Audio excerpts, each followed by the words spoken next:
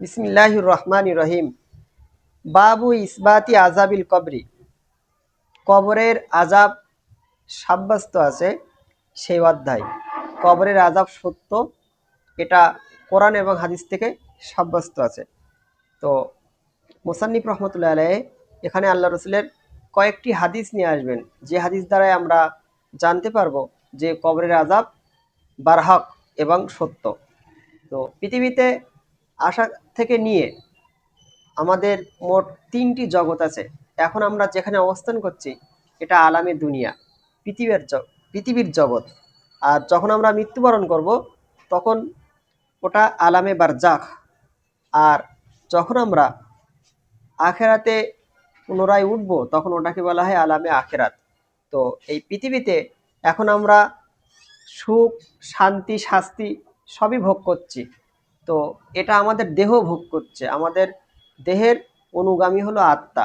কিন্তু যখন আমরা মারা যাব এবং কবরে যাব তখন আলামে বারজাখে গিয়ে আমাদের আত্মা সুখ বা শান্তি অথবা শাস্তি ভোগ করবে, এবং তখন আমাদের দেহ হবে আত্মার অনুগামী।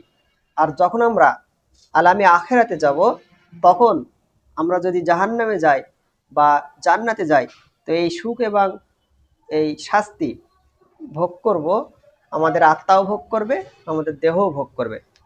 মোট মোট কথা হলো মোট তিনটি জগৎ আছে: আলামে দুনিয়া, আলামে বারজাখ এবং আলামে আখেরাত। আমরা এখন অবস্থান করছি আলামে দুনিয়াতে। যখন আমরা মৃত্যুবরণ করব তখন আমরা চলে যাব আলামে বারজাখে। মৃত্যুর পরে ফের আবার পুনরায় যখন উঠবো তখন ওটাকে বলা হবে আলামে আখেরাত। আল ফাসলুল আউয়াল।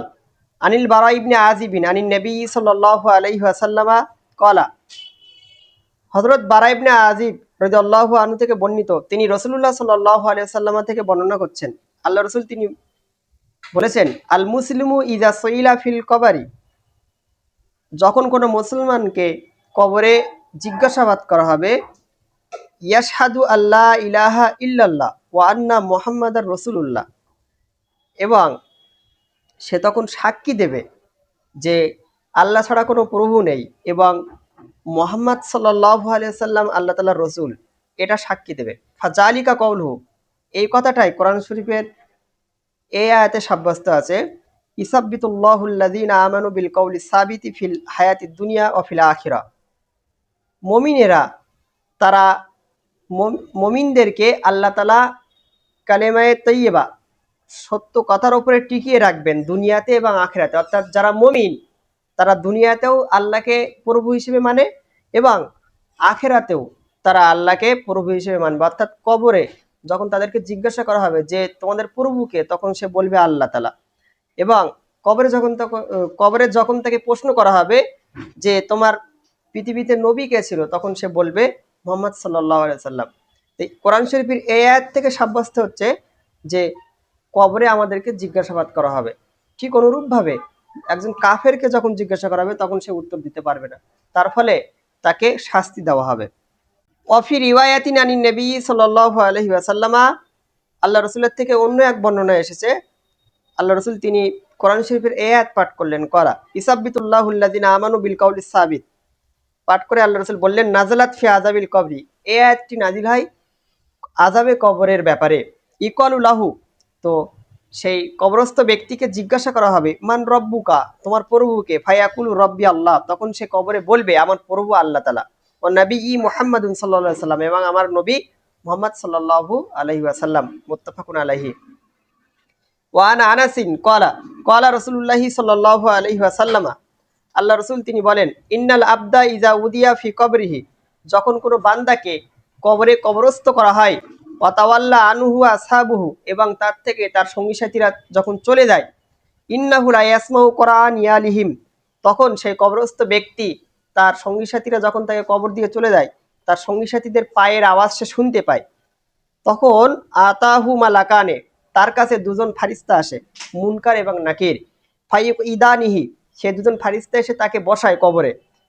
ফায়াকুলানে মা কুমতা তাকুলু ফি হাজার রজুল ইলি মুহাম্মাদিন সাল্লাল্লাহু আলাইহি সাল্লাম, এবং কবরে সেই মুনকার নাকির তাকে বলে, যে এই ব্যক্তি সম্পর্কে তুমি কি বলো, এই ব্যক্তিটি কে, অর্থাৎ রাসূলুল্লাহ সাল্লাল্লাহু আলাইহি সাল্লামকে দেখিয়ে বলে যে এই ব্যক্তিটি কে।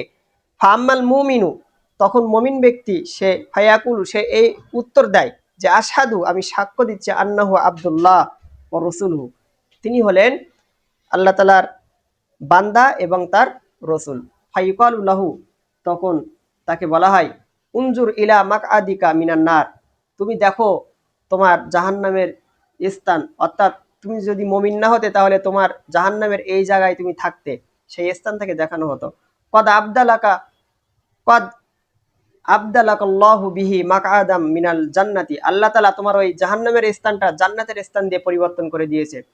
ফায়ারাহুমা জামিয়ান, সুতরাং সেই ব্যক্তি তার ওই দুটোই জায়গা, দুটো আবাসস্থানই সে দেখতে পায়, জাহান্নামের স্থান এবং জান্নাতের স্থান, সে দুটোই দেখতে পায়। ওয়াম্মাল মুনাফিক ওয়াল কাফিরু, এবং কবরে মুনাফিক ব্যক্তি এবং কাফির ব্যক্তির অবস্থা কি হবে? ফাইকালু লাহু, তো যখন তাকে বলা হবে মা কুনতা তাকুলু ফি হাজার রজুলি, এই ব্যক্তি সম্পর্কে তুমি কি বলো, অর্থাৎ মুহাম্মদ সাল্লাল্লাহু আলাইহি সাল্লাম সম্পর্কে তুমি পৃথিবীতে কি বলতে? ফায়াকুলু, তখন সেই কাফির অথবা মুনাফিক ব্যক্তি বলবে লা আদরি, আমি জানি না এই ব্যক্তিটি কে, তবে কুনতু আকুলু মা ইয়াকুলুন নাস, আমি পৃথিবীতে তাই বলতাম এই ব্যক্তিকে মানুষেরা যা বলতো। ফাইকালু লাহু, তখন মুনকার নাকির ফারিস্তারা তাকে বলবে লা দারাইতা, তুমি এই ব্যক্তিটিকে জানার চেষ্টা করোনি, লা তালাইতা, এবং তুমি কোরআন শরীফ পাঠ করেও তুমি জানার চেষ্টা করোনি এই ব্যক্তিটিকে। ওয়া ইদরাবু বিমাতারিকিন মিন হাদিদিন দরবাতান, এবং তার ফলে সেই ব্যক্তিকে লোহার মুগুর দিয়ে তাকে প্রচন্ড বেগে আঘাত করা হবে। ফায়াসিহু সাইহাতান ইয়াসমাউহা মাইয়ালিহি গায়রা সাকালাইন, সুতরাং লোহার মুগুর দিয়ে যখন তাকে মারা হবে, সে এত জোরে চিৎকার করতে থাকবে যে তার আশপাশে যে সমস্ত প্রাণীরা আছে সবাই শুনতে পাবে, মানুষ এবং জেন ব্যতীত। মুত্তাফাকুন আলাইহি ওয়া লাফযুহু লিল বুখারী। ওয়ান আব্দুল্লাহ ইবনি উমারা কলা কলা রাসূলুল্লাহ সাল্লাল্লাহু আলাইহি ওয়াসাল্লাম, হযরত আব্দুল্লাহ ইবনে উমার থেকে বর্ণিত, তিনি বলেন রাসূলুল্লাহ সাল্লাল্লাহু আলাইহি ওয়াসাল্লাম বলেছেন, ইন্না আহাদাকুম ইযা মাতা, যখন তোমাদের কেউ মারা যায়, উরিদা আলাইহি মাকআদুহু বিল গদাতি ওয়াল আশি, তখন কবরে তার সামনে পেশ করা হয় সকালবেলা এবং সন্ধ্যাবেলায় তার স্থান পেশ করা হয়, অর্থাৎ সে কোথায় থাকবে, আখিরাতে তার স্থান জান্নাতে হবে কি জাহান্নামে হবে, সেই জায়গাটা তার সামনে পেশ করা হয় সকালবেলা এবং সন্ধ্যাবেলা। ইনকানা মিন আহলিল জান্নাতি ফামিন আহলিল জান্নাতি, যদি সে জান্নাতবাসী হয়ে থাকে তাহলে আখেরাতে হিসাবের পরে জান্নাতে সে কোথায় থাকবে সেই জায়গাটা তার সামনে পেশ করা হয় সকালবেলা এবং সন্ধ্যাবেলা। ওয়াইন কানা মিন আহলিন নারী, আর যদি সেই ব্যক্তিটি হয় জাহান্নামী, তাহলে কবরে প্রতিদিন সকালবেলা এবং সন্ধ্যাবেলা তার কাছে পেশ করা হবে ফামিন আহলিন নারী, জাহান্নামের ওই জায়গাটা যে জায়গায় সে হিসাব নিকাশের পরে গিয়ে থাকবে এবং শাস্তি ভোগ করবে। ফাইকালু, এবং তাকে বলা হবে হাদা মাকআদুকা, এটাই হলো তোমার জায়গা, এটাই তোমার হিসাব নিকাশের পরে এখানেই তুমি যাবে। হাত্তা ইয়াবাসাকাল্লাহু ইলাইহি ইয়াউমাল কিয়ামা, আল্লাহ তাআলা তোমাকে কিয়ামতের দিন এই জায়গায় প্রেরণ করবে, এই জায়গায় তোমাকে পাঠাবে হিসাব নিকাশের পরে। মুত্তাফাকুন আলাইহি। তো এই তিনটে হাদিস থেকেই কবরের আযাব যে সত্য, যে বারহাক, সেটাই সাব্যস্ত হয়েছে। আল্লাহ তাআলা আমাদের সকলেরই কবরের আযাব থেকে হেফাজত করেন, আমিন।